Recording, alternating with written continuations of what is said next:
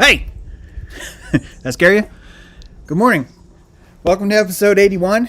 Today's episode is called Orphans, Widows, and Martyrs. It's been an interesting weekend here.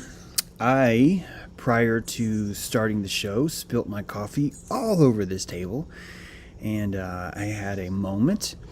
But I am back in the saddle now, and I'm ready to greet you. Hope the audio's okay. Let's say hi to chat. Hi, chat. How's it going? Is everybody doing good? Looks like we need some wrenches here. Here you go, Mama Lou Bear. Use it wisely. Marcus, don't let me down, buddy.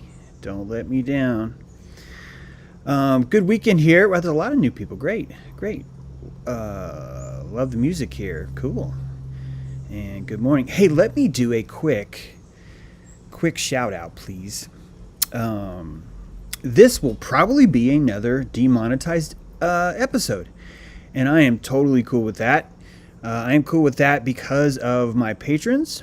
I encourage you all to consider joining us on Patreon, and also for the super chatters like Gaia Bear, Simon33, Creation Bear, Carrie Ann Pearl, John Rundell, John Z, OKC Guitar Bear, Gaia Bear, NTS Bear, Illumi, Andrea Fagan, Lori Ann, Duck Bear, City of Maple Bear, always there, El Colo, Bill and Stacy Walker. Hi, Stacy. Gaia Bear. Dang. Merlino Pino. Holy cow, who's that? Pumpy the Bear, like in the name Pumpy. Daniel Pereira. Gaia Bear, Joseph Paul. Colton Pool. Amy Polino. Bacon Bear. Berserker Bear, Buffalo Dustin. Triana Mag. Love Bear, Simon33. Andrea Fagan. Callie. Of course, Callie Bernsdorf. Hi, Callie. Fist bump. Sivia Teak. Sergeant Bear, K. Jones, Coldy, Chris Jones, Inger Oja, Sergeant Bear, Logos Bear, Gaia Bear, Anthony Patron, Silver Sleepner, 22, Callie again, Colton Pool, Stature Man, and City of Maple Bear again. Thank you guys so much for making this show possible, for bringing us together in this time, this crazy time. It is cold here today, hence the hat, but it's beautiful. The squirrels are out. The hummingbird cam is up. I don't know if we'll see any today. I have to decide between hummingbird and squirrel, and it seems like sometimes when I pick hummingbird, it's a squirrel day, and sometimes when I pick squirrel, it's a hummingbird day.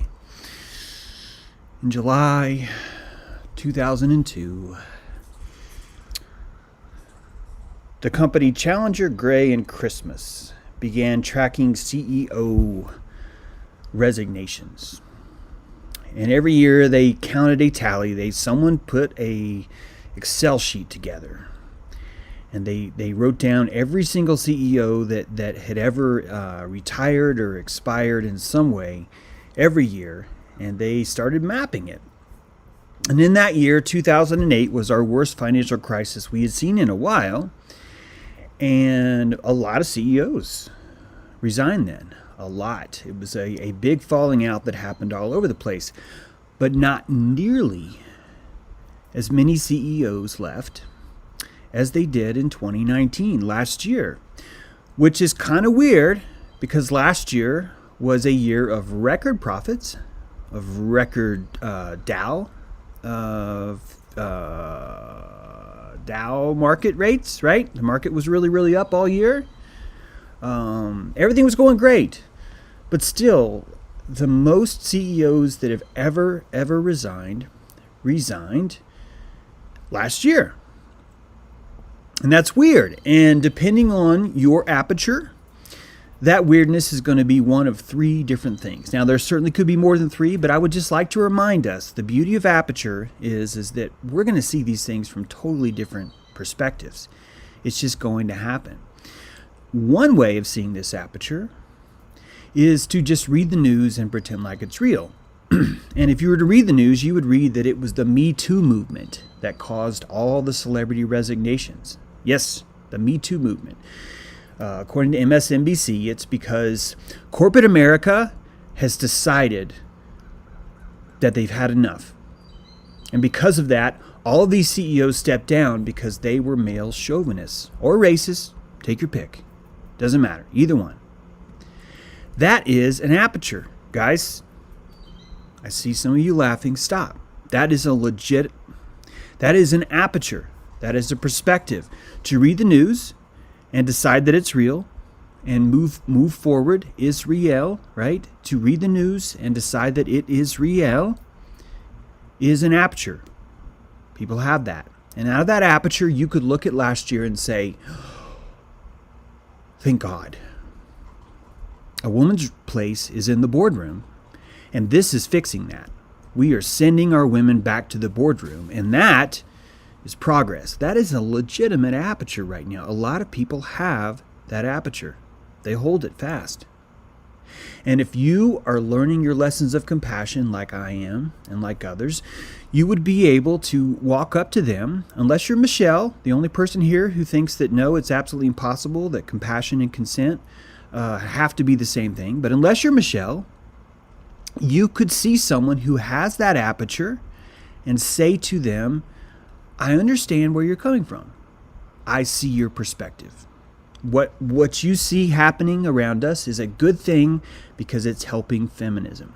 And you would have that aperture. And then you could relate to that person from that aperture. You would be able to bond with them even, as long as you understood that the entire world has to fit through that aperture, or else they're going to freak the fuck out on you. Don't be going in there telling them things aren't real. And it reminds me of a war I had this weekend on Facebook.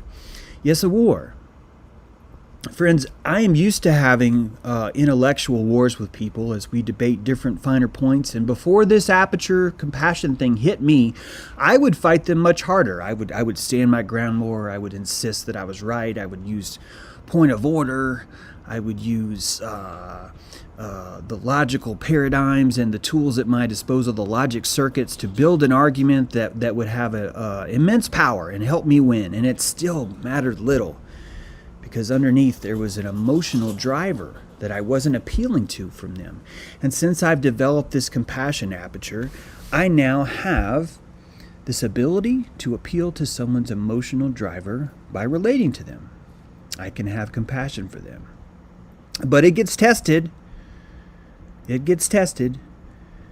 And to hear that this is a Me Too movement, that this is why all the CEOs have resigned, is a difficult stretch for me, for my compassion, for my aperture. Matthew, compassion and aperture are sort of the same. That's the quickest way I can tell you right now without stopping. We actually, there's a lot more to it than that, but I think if you take that, you can at least finish the rest of this episode and maybe check out some more stuff about aperture, because it's an interesting perspective. So we have compassion for the Me Too's. This was all about Me Too. There's another aperture. Which is that these CEOs have been underground, held accountable for atrocious, for atrocious, gross misgivings in the realm of pedophilia, in the realm of deep state. We're pretending there's a deep state, that there's like a shallow state and a deep state. Pretend that those are two separate entities to have this aperture. But there's a deep state, and in this deep state is all the CEOs. And because all of them are bad, to punish them, QAnon made them take multi-million-dollar bonuses last year and step down. That was their form of punishment, because the cavalry is coming. The cavalry is here. Nothing can stop what's coming, is what they tell you. That is another aperture. It's a completely separate aperture that's valid. Thank you, Miss Nugent, for the super chat. Thanks for being you. I like the little dancing pair. So 2 apertures, guys. 1, Me Too movement. This is all because of the Me Too movement. 2, this is QAnon's secret operation to bring down all the baddies and make everything better. Those are 2 completely valid apertures. They are valid. I realize that I'm kind of teasing them right now, but they are valid. All apertures are valid, like all lives matter, right? All apertures are valid.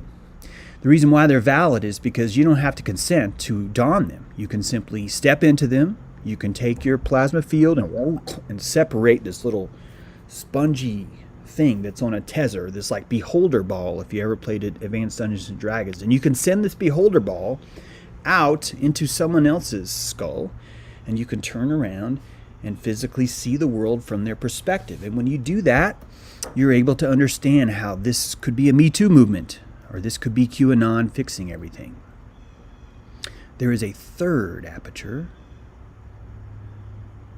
and that aperture is not quite as pretty as Me Too, that this is a male chauvinist thing coming to an end, and it's not nearly as pretty as all the CEOs are bad guys and they've been punished.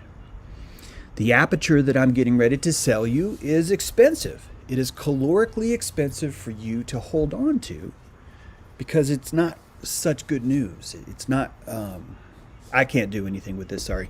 It's not really good news. It's not really something that you're going to enjoy holding unless you've learned to develop an appetite for truth.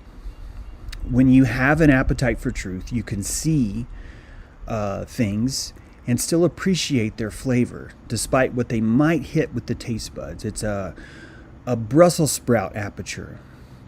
It's this has a bitter taste to it, but it feels good. My body feels good as it eats this solid cannonball of iron and vitamins and minerals, right? It's a different kind of flavor. You're not eating it for the tongue.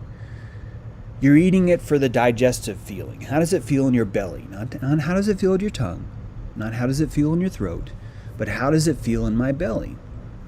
And that third aperture, friends, is a nationalized police force that's being installed. That third aperture is Space Force.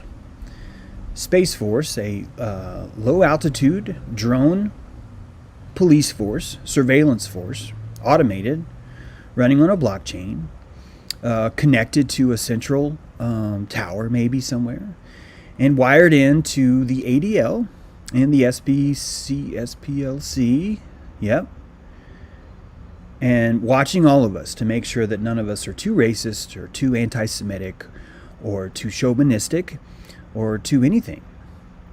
That is a third aperture. And if that aperture was valid, you would have to see a lot of just craziness around. Like, you would have to see like really insane stories hitting the news, right? You would have to see spurs of violence that have been started over what looks like something maybe that's been blown out of proportion, that maybe we don't have the facts for everything yet. To see this, you would see that cities themselves have failed to police themselves and actually pulled out of different zones to cause a riot and pain and damage to other people. And the congregation that has all their apertures, at least 90% of them are going to look at that and say, no, James, that's not right at all. That's not what's happening. And as you were to show them pictures of what's going on around us, if you were to show them pictures of Minneapolis, of Seattle, of Atlanta, and of St. Louis, you would have more evidence to hold this aperture that I speak of. You would actually look at this aperture and say, James, that seems to make the most sense. It would seem like you have a motivation established, you've established a modus operandi. There's even a historical precedence for utilizing riot, as you explained last week, to facilitate massive change. This third aperture has evidence. And the reason why it has evidence and the other two don't is because it has to. But this third aperture is not, it has no cherry, it has no chocolate sauce, it has no sprinkles, right? It's just a plain fucking cold Brussels sprout. But you're hungry for truth.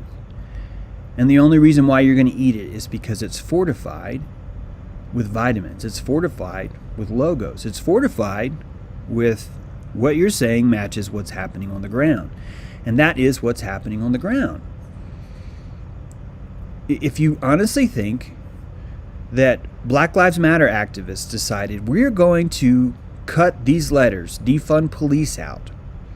And we are going to go down and we're going to ask permission to rent a PA system in the public park. And we're going to set this up. And we're going to invite all the news people to show up at the same time. And all of that is going to be as random and spurred as, say, this stuff. Then I think you're not going to like this aperture. In fact, because there are other apertures available, you might pull out of this aperture and say, I really like this Me Too idea. Can you tell me more about that? Well, it's because all of them have genitals that hang outside their body. And then you'd be like, that's fact. You're right. Most CEOs have genitals that are exterior to the body. This Me Too thing makes sense. It's better. It's better than this other theory. It's better than this other theory. And then when you look to explain this other theory, you would have to come up with something else to explain why this is happening, because it can't be the aperture that there's a space force or a nationalized police force or that anyone's trying to defund the police, right? So you have to call this something to keep your aperture that this is a Me Too movement. So what do you call it? Racism. Police brutality. And you have the media telling you why. Well, it's because of George Floyd's death, duh. Every one of these people, every one of them that showed up is because of George Floyd's death. No one knew him before he died, but once he's dead, he's a martyr now, so by God, we can use that. Let's string that body up on a pole and let's walk him through the city. We can get shit for that. And you turn around and look at everyone else and says, hey, that's a good idea. Let's do that. We need some kind of stick that has like another stick that's vertical so we could stretch his arms out so he'll catch in the wind. Oh, you mean like a cross? Yeah, like a cross. Yeah. Yeah, like a cross, I guess. We don't have to call it that, do we? No, it's an X, James. It's a 45-degree X. And you're like, oh, thank God. For a second, I thought you were going to accuse me of stringing a black man up on a cross and walking him through the city to facilitate a New World Order police force. But no, this is because they have external genitals. They have genitals that hang outside their body and they're in charge. That's what's causing all this. And as you go insane looking out the window, before you go insane, you see a guy bear down there holding up a sign saying, thank you for the Brussels sprouts, James. And you have a new hope now because you know you're not alone. You know that Andrea Fagan's right there too in the getaway car going, we can get out of this. I have $9.99 in gas. We can fucking get out of this. And you start to realize maybe this apocalypse isn't so bad. Maybe as I look around, more have gathered to say, what the fuck? And you notice that these Brussels sprouts have fucking cheddar cheese on them. I mean, the thickest, deepest, oiliest cheddar ever is on these Brussels sprouts. And someone has gone so far as to finally peel garlic and roast that garlic in such a way where it has that crispy brown edge, but still has that juicy center. And these Brussels sprouts are covered in the thickest butter, the thickest garlic, and the thickest cheddar you could ever imagine. And you realize, I don't need a Me Too movement. I don't need a genitals hanging out movement. I like Brussels sprouts. I like where we're going with this. This feels better. And so we watch these things happen. And it gives us a force field, doesn't it? It gives us a force field that we know that what we're looking at is nuts. We know that this is mayhem. This is not justice. This is mayhem. And as we look around, we keep noticing over and over that all these things look the same. All of these situations have been set up in the same way at the exact same time. And so we start to gather and we start to learn from each other, right? And last week I showed you that there were 60 statues that were on the chopping block. There's a link in that episode from Friday It shows you here are the 60 statues that BLM have said, these all have to come down. And if you're inside the Me Too movement, you're seeing it as that. This is just all racism, and it's okay. In fact, look, it says the word racism right there. Here's a statue of the guy no one knows, but he's got to be racist, so let's do it. This guy's totally racist. The fucking horse is the racistest horse I've ever seen. Look at how racist that horse is. He's a skinhead. Look at his hair, guys. Look at the hair on the horse. That is a skinhead horse. And across the country, we have all these statues that are under attack. And we have all these pedestal victims attacking anyone who thinks differently. Taylor Swift saying, as a Tennessean, it makes me sick that there are monuments standing in our state that celebrates racist historical figures who did evil things. Edward Carmack and Nathan Bedford Forrest were despicable figures in our state history and should be treated as such. And we go, ooh, Taylor, you were so right. I'm going to buy your album now. Thank you, Bedros, Peter Bedrosian. More gas money, compliments of Bears. Hell yeah, man. Loving the Bears. Thank you so much. We read that and we think this has to be about racism. It has to be, because after all, she said that she wanted to destroy Nathan Bedford Forrest because of all the terrible things that he did. He was such a terrible, terrible person that we must destroy him.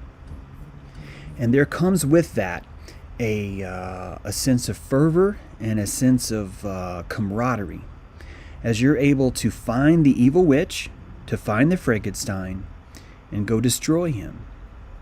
And when that happens, not a lot else can happen, right? You really have to focus on that. You really have to become the instrument of destruction. You will pick up your torch and you will follow this.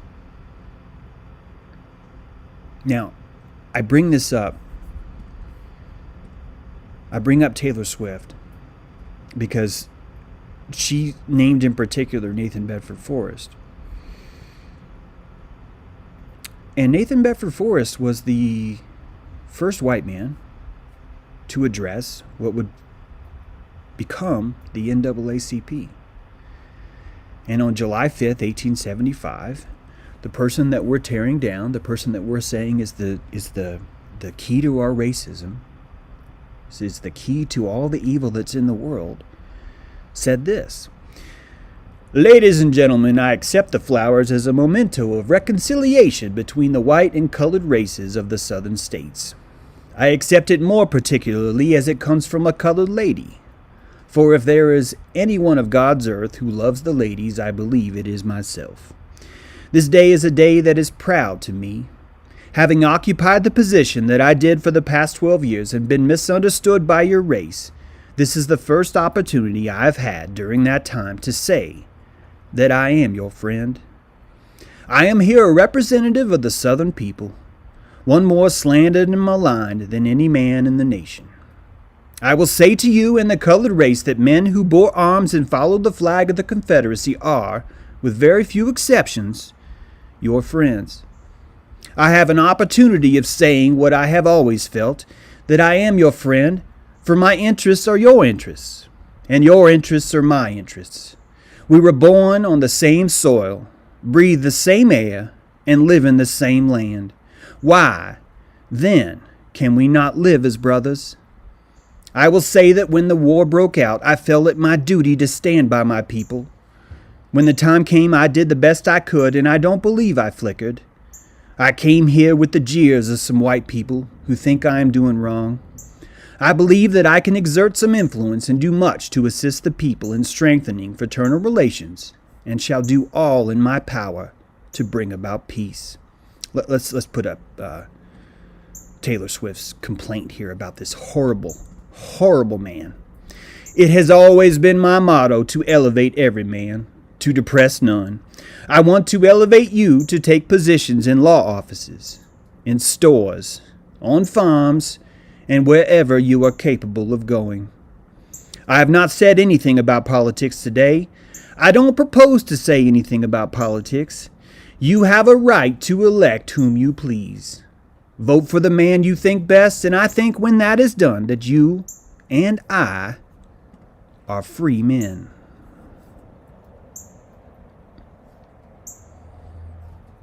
Sorry, I lost my place. Do as you consider right and honest in electing men for office. I did not come here to make you a long speech, although invited to do so by you. I am not much of a speaker, and my business prevented me from preparing myself. I came to meet you as friends and welcome you to the white people. I want you to come nearer to us. When I can serve you, I will do so. We have but one flag, one country. Let us stand together. We may differ in color, but not in sentiment. Use your best judgment in selecting men for office and vote as you think right. Many things have been said about me which are wrong, and which white and black persons here who stood by me through the war can contradict. I have been in the heat of battle when colored men asked me to protect them. I have placed myself between them and the bullets of my men and told them they should be kept unharmed.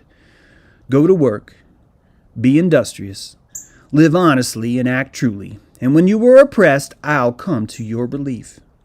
I thank you, ladies and gentlemen, for this opportunity you have afforded me to be with you and to assure you that I am with you in heart and in hand. Nathan Bedford Forrest. Now that man, as Taylor Swift says, as a Tennessean, it makes me sick that there are monuments standing in our state that celebrate racist historical figures who do evil things. Edward Carmack and Nathan Bedford Forrest were despicable figures in our state history and should be treated as such.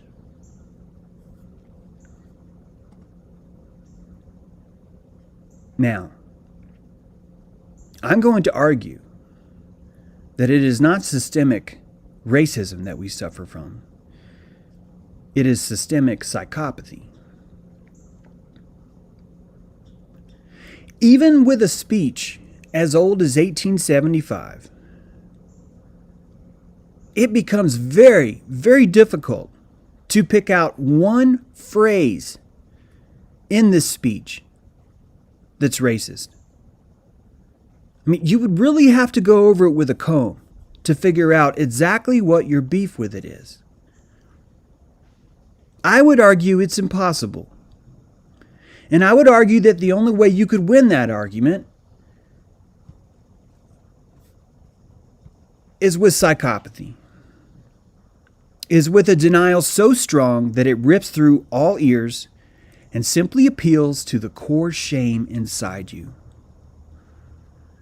And how does that core shame get there? Are you born with core shame? Are you? Are you born into this world as a broken miscreant? Are you born into this world with evil in your heart and it's teeming to get out? When you have a child, it's those of you who have a child, when your child was born, the first time you looked at him, did you see evil? Did you see racism? Did you see germ theory?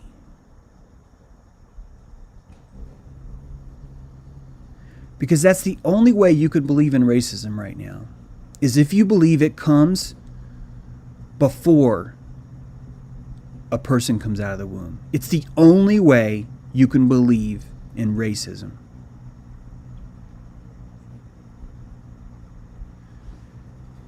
And in order to do that, you got to be fucking loco.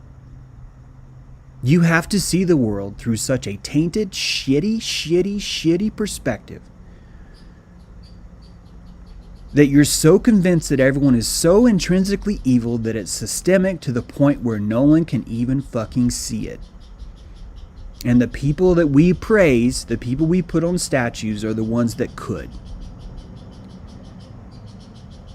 And that is systemic psychopathy. There is no getting around that. I don't give a shit what your aperture is.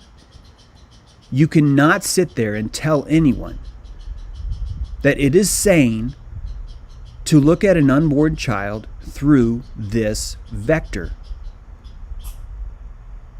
That is evil. And as we pull apart Nathan Bedford's Forrest words, as we pull apart everyone's words we can think of and say, no, you just don't understand. It's not the words he said. It's what he thinks behind the words, James. That's the racism. And the fact that the NAACP invited him to speak only proves how ignorant they were. Because those black people are also racist, James. And that's what Taylor Swift says. And that's what all these gestures are. You're so racist, I'm going to put pink paint on your nipples and on your coochie. Because that's how racist you are. Right? Racist baby faces matter too. Thank you, Guy Bear. Exactly. It's so racist that we have to paint the faces of statues. We have to give them red face. This is how we fix it. We don't fix it with speeches from Nathan Bedford Forrest. No. We have to break shit. We have to topple things. That's how we fix it. We have to bring back the KKK to fight the KKK.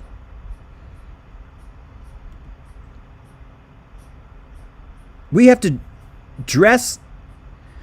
to find white people that feel so shitty that they will put on a KKK mask and go out and fight against the KKK. Guys, that is systemic psychopathy, right?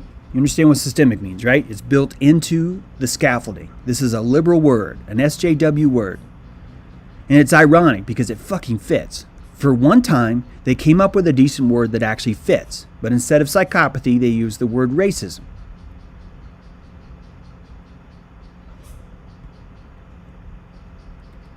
And as these things happen, all we're doing is re-emphasizing the same problem. Guys, look at how many white people are at Black Lives Matter protests. Has anyone noticed that? Or is that racist for me to say? Has anyone noticed that?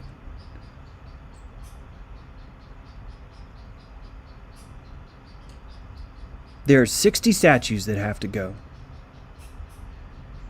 And there are police departments that have to be shut down. And everyone's going to have their nose in the concrete before this is over.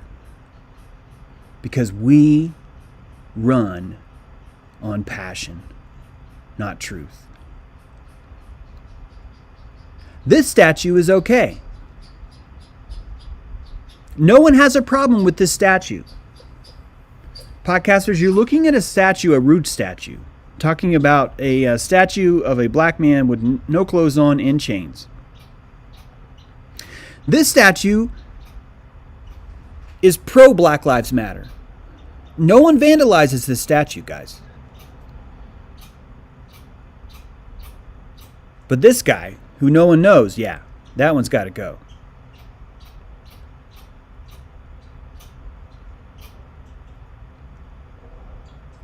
And that horse, fucking racist horse. Taylor Swift. As these cities go down,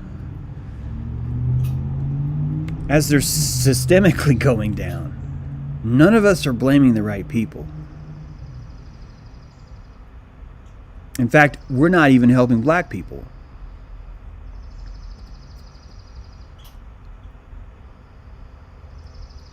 This lady committed homicide. She committed homicide this weekend. She was an accessory to a homicide. Don't believe the hype only, Bruxelles sprouts. That's right, James. This woman committed homicide. She's a liberal professor at Norfolk State University. How did she commit homicide? because she told everybody the statue has to go. And as a leader of Black Lives Matter, she took it upon herself to suggest to others that we have to go out and do something about this. This statue that's been standing for decades has to go right now. And so we're going to send out amateurs, and we're going to have them remove this statue. And what happens? I showed you Friday. Chris Green, father of 2 kids, husband, is out there following her lead. Listen to her tell him, Chris Green, if you go take down that statue, it will fix racism. It will fix this problem, and everything will be better now because we will send a message and this will happen right. Chris, I'm the dean of Norfolk State University. I know what I'm talking about. And if you do this, all the media is going to praise you. White chicks are going to freaking cream their pants when they see you, Chris. This will give you more fame than you can possibly imagine. This will fix all of your problems in your life.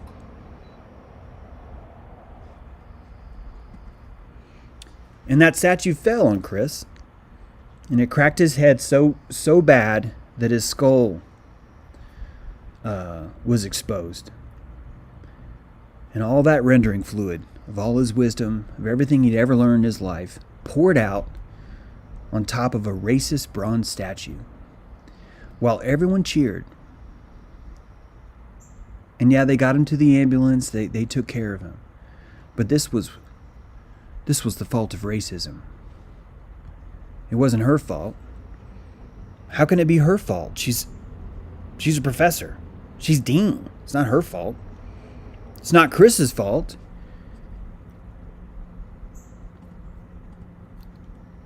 Taylor Swift tried to warn him, right? Because this is progress right here. What you're seeing is progress.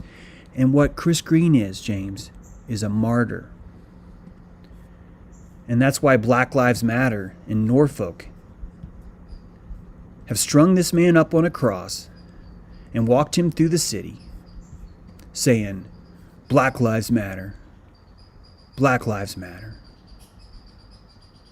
And they turned a family into an orphan, into 2 orphans, a widow, and a martyr. Like that. They turned a whole family into that. And they're proud of it. Black Lives Matter 757 is proud of what they've done. They see this as we are finally getting things done, man. And just like George Floyd, Chris Green didn't mean shit until he's dead. Chris Green isn't dead yet. But he's wounded enough where they can string him up on a cross and walk him through the fucking city and use it as a GoFundMe. That's what Black Lives Matter 757 at gmail.com's doing. They're using Chris Green as a GoFundMe. Same with this chick. I don't mean to call her chick. Her name is Dr. In a second, sorry.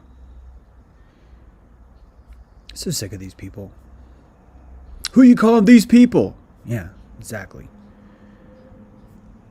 What is her freaking name? Come on, James. I'll keep looking for her name. Hard for me to do 2 things at once. It's in here, though. Dr. Alexander. Here it is. Dr. Alexander. Here, I'll pull it up here.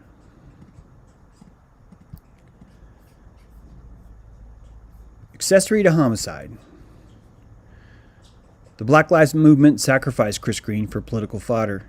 Chris will spend the rest of his life brain damaged, abandoning his wife and kids so organizations like BLM 757 can continue to profit on a fetish for black people. BLM 757, all lives matter. I mean, Black Lives Matter, not all lives matter. How dare you say that? And Dr. Cassandra Newby Alexander, the dean of Norfolk State University, decided that the bronze molecules deep inside this statue was where all the racism was. And she didn't mind creating 2 orphans She didn't mind creating a widow. She wanted to create a martyr. And she got it. And I guarantee you, she's going to get a Wikipedia page for this.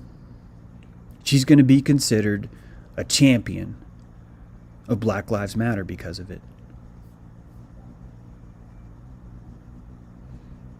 And if you start to look into Black Lives Matter itself, you see it all started with a race riot. It all started with propaganda. It all started with rumors that were never substantiated, never could be confirmed. And there's one more thing that I found really, really interesting. This all started in summer 2013, right? Let's show you this real quick. George Zimmerman acquitted of the shooting death of Trayvon Martin. It's supposed to be the birth of the hashtag Black Lives Matter. Now, this is Wikipedia, the most tamest, lamest source you could find for anything. And when you read through this, you're going to see something. Let me see if I can find it.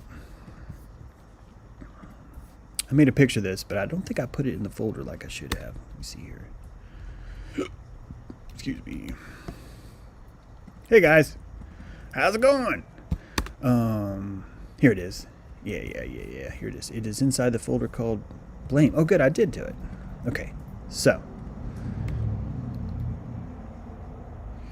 I want you to read under Wikipedia, under strategies and tactics. I'd like for you to read this. This is Wikipedia. This is Wikipedia. Black Lives Matter originally used various social media platforms, including hashtag activism, to reach thousands of people rapidly. Big sentence here. Since then, Black Lives Matter has embraced a diversity of tactics. What is a diversity of tactics, friends? Diversity of tactics is a phenomenon wherein a social movement makes periodic use of force for disruptive and defensive purposes. Stepping beyond the limits of nonviolence, but also stopping short of total militarization. Stepping beyond the limits of nonviolence. That is systemic psychopathy.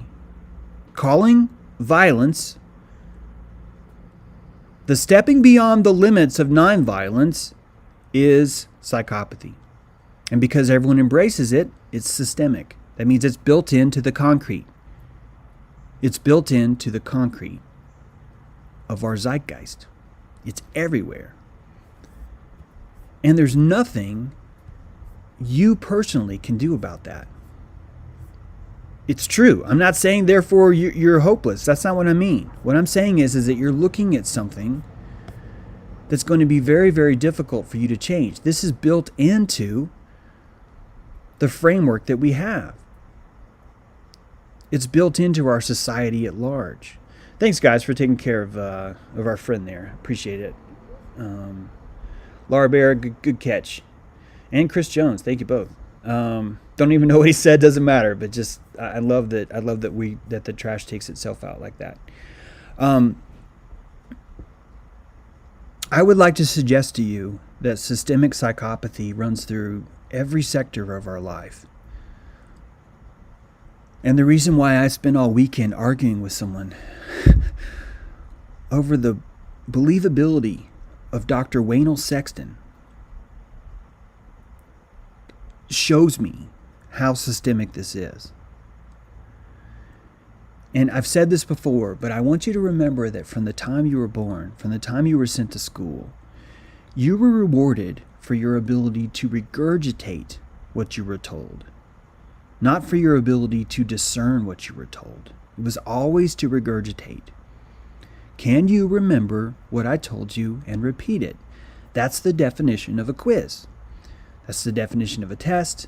That's the definition of a grade. And for 12 solid years, every single day, you were taught to regurgitate. You were taught to believe. You were taught that every fact that's installed in your head is true. You were taught that there's something called knowing, a trance state of knowing, where when you hit that trance state of knowing, everything's okay. And you feel safer for that because you stop burning calories when you enter that state of knowing. I would argue that it's similar to a straitjacket. When you put on a straitjacket, you don't have to worry about hitting anybody. And if you live in a world where everyone tells you, oh, it's all you do is hit people, the straitjacket's going to feel good. And when you have Taylor Swift telling you that one of the most beautiful speeches I've ever heard, especially for back then, guys, please understand when Nathan Bedford Forrest said that. If any of you have studied that man, the guy's not, he's never been, I would say if he's anybody, he's like one of us. What I'm talking about that is like a deep truther who like just doesn't give a shit what's happening around him. It's part of why he was so successful on the battlefield. He was famous for saying, keep pushing, boys, we got the scared in them now. It was this idea that you would always win just by sheer balls. Just placing your balls at the front of your standard and saying, the reason why we win is because we're not scared. That's why we win. And anyone who's going to be in my regiment is not going to be scared. You can't run with me if you're not scared. And that's why every single battle he showed up to, he would defy the general's orders and just fucking charge. He would show up, all the other generals are there like, yes, it's going to be a fine day on the battlefield. Lots of men will die, but not me. And Nathan Bedford Forrest shows up and goes, where are they at? Over there? Okay. And he just fucking goes. And the reason why he did that is because he knew that's how he would live. Nathan Bedford Forrest didn't want to die. He knew how he could live. And he just went fucking straight for it. The Chihuahua effect, right? I don't care how small I am. I'm going to fucking get the scared on them. I'm going to show them energetically that I do not have as much fear as they do. How can I show that? I'm going to fucking run right at them. I'm going to run right at them. Taylor Swift is Napoleon Dynamite. Shim's no Brussels sprouts. That's what Guy Bear says, and she's right. There is a energetic prana economy that we talk about all the time. And Nathan Bedford Forrest was so good at that he was able to see into the future and understand what was happening around him. And he took an invitation to go speak to that group under a lot of flack, a lot of pressure, and he didn't feel a drop of it. He was a brick wall, and everyone around him was ping pong balls. And he stepped out in the middle of the day. It was fairgrounds outside of Memphis, Tennessee. And everyone had gathered there specifically for the idea of a communion picnic. A giant picnic planned specifically to bring races together. But CNN isn't going to tell you that. It doesn't fit the diversity of tactics. It doesn't fit the liberal agenda. It doesn't fit in with Black Twitter. Did you guys know there's a Black Twitter? If you go on Wikipedia, you can read about Black Twitter. Black Twitter is an online subculture consisting of black users on the social network Twitter, focused on issues of interest to the black community, particularly the United States. It was founded by Feminista Jones, described in Salon as a classic of active primary African-American Twitter users who've created a virtual community and are proving to adapt to bringing a wide range of sociopolitical sociopolitical changes. Guys, 2 words for Feminista Jones. 1 word. She's a feminist too. The Feminista Jones is actually, that's not her real name. The birth of this system is erupting from a sphincter that is so systemically psychopathic that it's not even able to recognize itself as a sphincter. And I'm not trying to be crude. I'm trying to tell you that this is how bad it is. That they have placed sphincters in positions of power to spur on the diversity tactics and normalize it for the sole purpose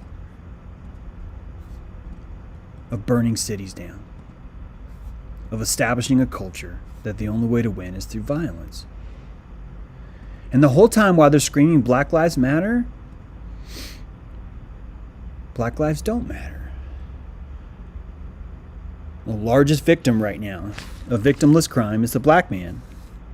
One of the largest victimless crimes is felony assault of people that smoke plants that come out of the ground. Plants that are meant to widen your aperture. If you joined us on Saturday, you know that thanks to Benjamin Balderson and others, we discussed how cannabinoids themselves are meant to open your aperture. So the very plant that grows naturally fucking everywhere has been outlawed here because it might open your aperture. It might bring more people to the Brussels sprouts tent. Have you ever considered that that's exactly why it's illegal? Have you ever considered there's a reason why that plant had such a long prohibition, longer than alcohol, longer than anything else? Have you ever considered that how hard we're trying to create medicine that mimics it? As long as we don't have to give them that plant, as long as we can eliminate the aperture opening parts of that plant. That's what's happening. And they are strategic sphincters, Jay Martin. They are. Every single bit of this has been a plan that's been in place for a long, long time. This isn't a new plan. You know that. Rachel Ferron, huge super chat. Thank you so much, Rachel. Subtract from my student loan payment. Unlearning is costing me a lot less than learning. Eat your Brussels sprouts, kids. Thank you, Rachel. Thank you so much. Yeah, we pay to regurgitate. We pay for certificates in regurgitation. And that's why when you look at the medical industry right now, when you watch what's happening with COVID, when you watch what's happening with masks, you understand this system is systemic psychopathy. But we're not allowed to talk about psychopathy because that would bring us all together. We have to turn it into racism or genitalism. Genitalism, guys. We actually have genitalism in our country. We have melanism and genitalism. And we're going to fight with those instead of claim our sovereignty, instead of opening our apertures, and instead of eating our Brussels sprouts. Melanism and genitalism. And if you don't believe me, they'll just keep doing this. They'll keep doing all this stuff. Until we say no. Until we stop. I realize many of you have already said no. I realize many of you have already said stop. But this is an exercise in us to have compassion for our neighbors. There are neighbors that are not ready yet for this to stop. There are neighbors that are not ready to address systemic psychopathy because they work in that industry and they are guilty of it. It makes them feel better to focus on genitalism or melanism. Let's get more Brussels sproutism. That's right, Callie. Thank you so much. It's we as a collective have a long way to go. You as an individual have already come super far. And your best bet is posture. Your best bet is spine. Your best bet is to walk in to these people and hold them accountable and make it expensive for people to take dead black men, string them up on a cross, and walk them through the city while you're pretending to fight invisible white people that aren't there, that have been told that they are coming to string you up and put you on a cross and walk you through the fucking city. Systemic psychopathy. Am I right? Systemic psychopathy. This is what happens when you let those people be in charge of themselves. You're looking at the reason why there's a Space Force right now. It's not because you want it. It's not because I want it. It's because these guys want it. These people want it. There's another video that showed this car before all this happened. And a guy was looking for his keys. And he was mad. And he was like, someone bring me back my fucking keys. And this is how they brought him back his keys. Because this is communism. Communism. What is communism? It's the evacuation of sovereignty. That's all communism means. It's literally the evacuation of sovereignty. When you've evacuated your sovereignty, you can have communism. And right now, we are watching our cities turn into communistic states of melanism, of genitalism, and of some other ism that's going to come out of this. I don't even know yet. This is going to keep up, but it's going to keep up in the cities. Why? Because it's easier to sell. You can sell communism in a city. Everyone feels like a rat already. They already feel that way. Cities are lost ground, my friends. Soil, land, that's high ground. And all of us are getting there. Cities are gone. That's not me being negative. That's me saying, watch your six. Please don't go into these cities thinking because you were tough. This has nothing to do with being tough. This is about sheer odds. When you enter a situation like that, you're just looking at sheer odds. Are you standing in the right place at the right time, or the wrong place at the wrong time? And that turns into a different form of survival, doesn't it? Because survival is no longer based on how equipped you are, how smart you are, how fast you are. It's not. Survival is based on fucking luck, on fucking chance. And when you can install that in a city where survival becomes chance, there is no more autonomy. There's no more sovereignty. There's a reason why they call it an autonomous zone, isn't it? It's because people have no autonomy there. And they will start to live like hyenas. Hyenas will eat because it's there. They will not eat when they're hungry. Hyenas will rip the throats out of baby animals and still not eat them. Because that's not what it's about. They're not eating to survive. They're eating because they're fucking hyenas. And if one more person tells me how great hyenas are, blah, ugh. I love animals, but it's a perfect example because that's how they behave. And they're not the only ones. There's other animals that behave the same way. It's a different state. It's a different mental state. And I need you to picture what socialized medicine is. This is socialized medicine. This is the government is your doctor right here. This is what it looks like. This is socialized medicine.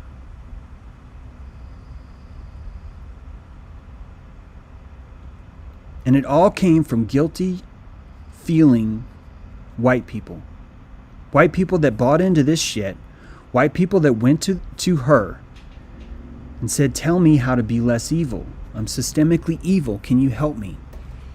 And she goes, I can't help you. You were born that way. You came out of the womb evil and broken. That's what she wants you to think. And because she doesn't have value for life, she doesn't give a shit that Chris Green's a martyr now. And that her wife's a widower. And that her children are orphans. She doesn't care. This isn't about the family. Family's racist anyway, from her perspective. This is better. Because now she can empower the black woman. And now she can fix the state so they will raise those children. This is a win for her. BLM wins because of Chris Green. It's another martyr.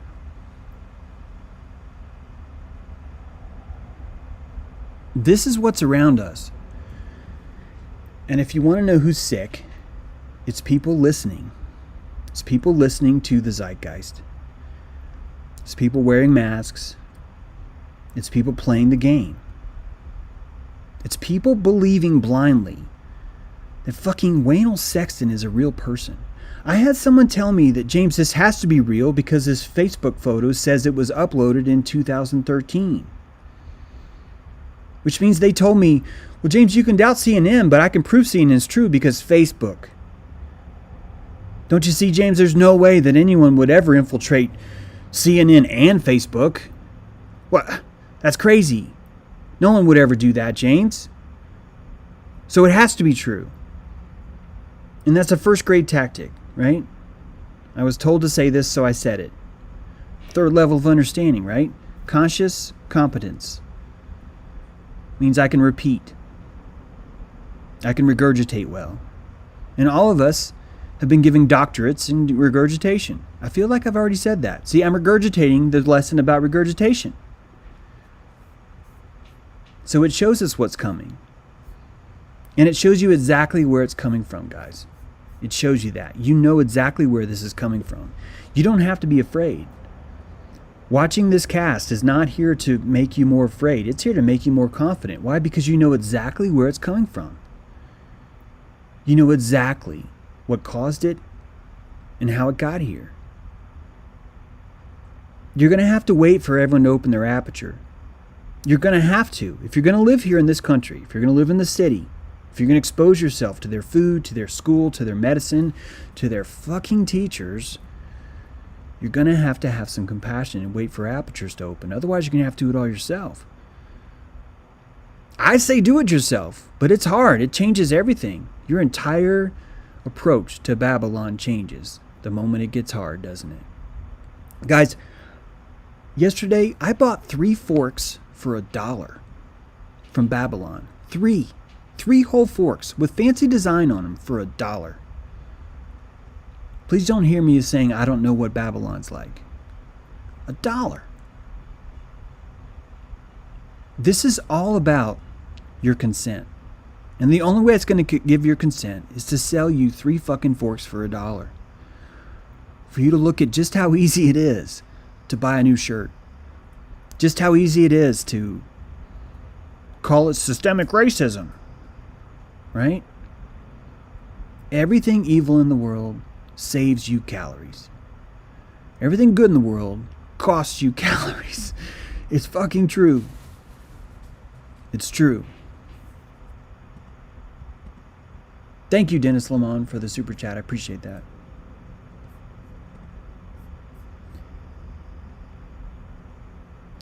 Look to your towns, find the city. You'll know when it'll fall.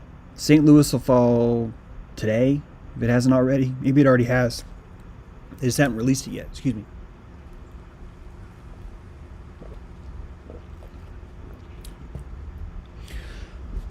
I predict that as it falls, the media will focus in. They'll never get hurt. And they will focus in on these fires, these dumpster fires, and they will come in with leaf blowers and give them oxygen. And they will film it. And it will get worse and worse and worse and worse. It will get so bad that people will fucking beg for the sky police to come in. And those sky police will come in. That they're here to save calories. And the people that are stuck in this city, the people that are now watching their entire town burn because they listened to her,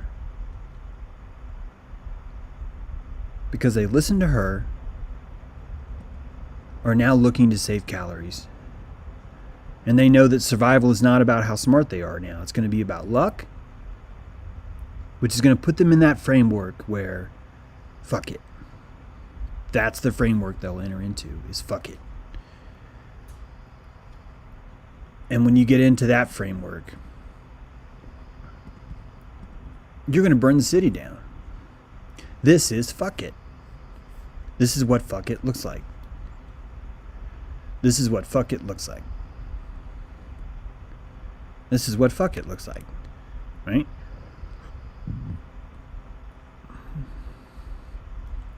They say this is over George Floyd's death. But it wasn't. This is because Waynell Sexton. This is because of the story that they put.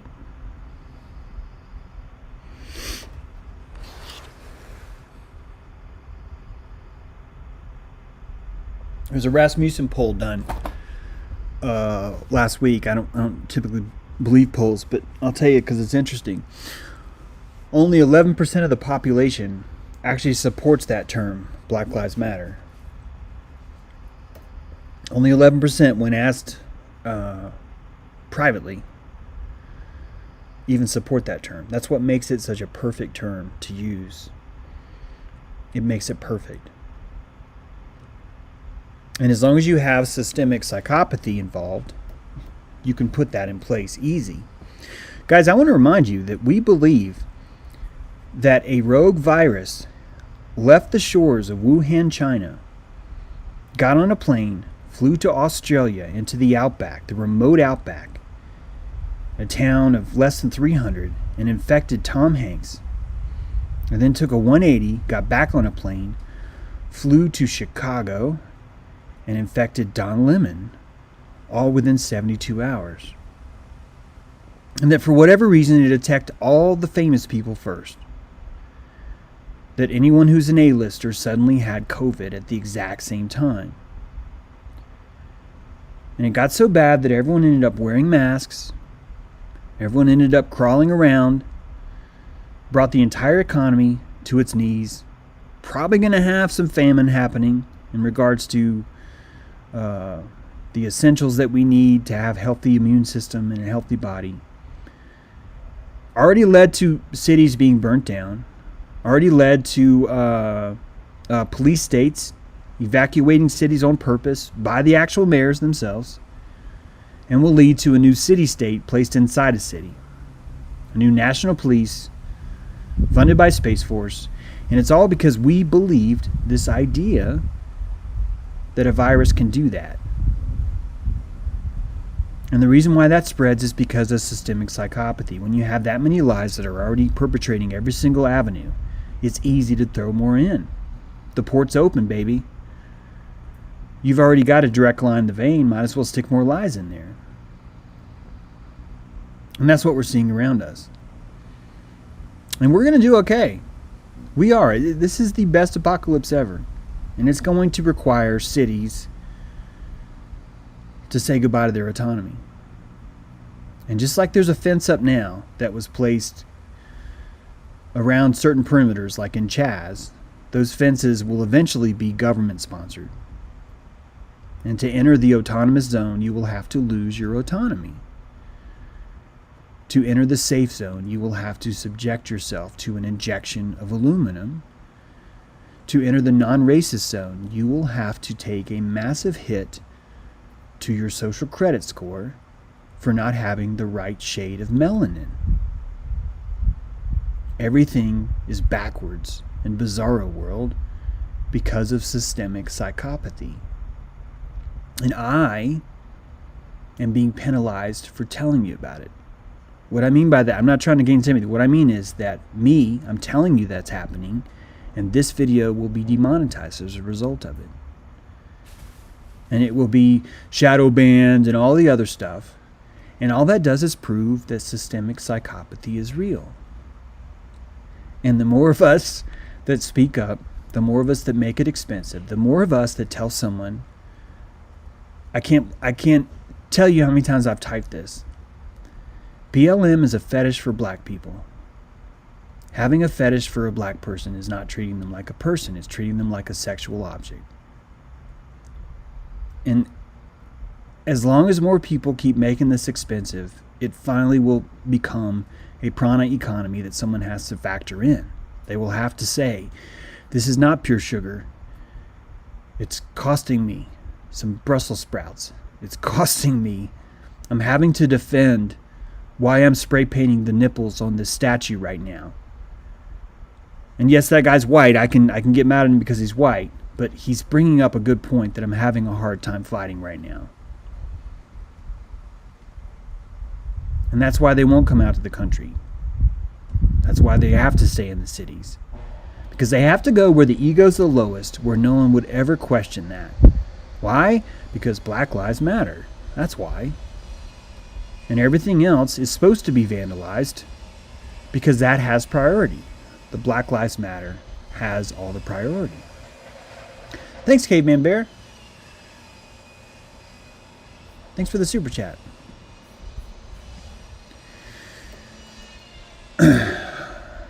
Have a great week. Remember Nathan Bedford Forrest. Check out that speech if you want. Remember what he did. He put the scared on him. And he ran in there and he showed, I have less fear than you. And he survived. Not only did he survive, he came out a hero. Of course, we're tearing down his statues and we're spray painting his face, and Taylor Swift says that she's ashamed that that a general in the Civil War would make such a heartwarming speech to the NAACP of all places. But hey, that's racism now. That's what we're calling it. So, there you go. Weird, right? You guys, happy Monday. Looking forward to spending more time with you this week. And, yeah, thanks for being here. Hey, check out our patron chat. We did our 4th call. You guys all we're doing is we're recording it where patrons can ask questions, but then we put it on the channel. So if you want to check that out, please do. Some really cool things brought up there. We also got some great intel from Benjamin Balderson. He was able to join us on that. So check it out. And thanks again for all the super chats and all the patron help too. I really appreciate it. It's making all this possible. So keep crushing. We'll see you guys.